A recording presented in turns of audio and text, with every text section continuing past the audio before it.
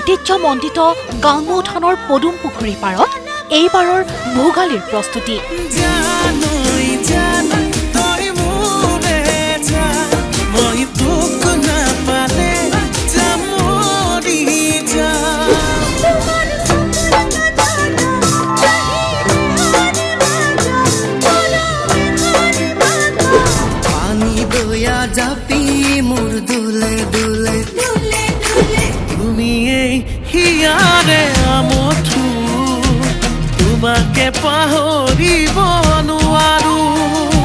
চাবলৈ নাপাহৰিব আজি নিশা 7:55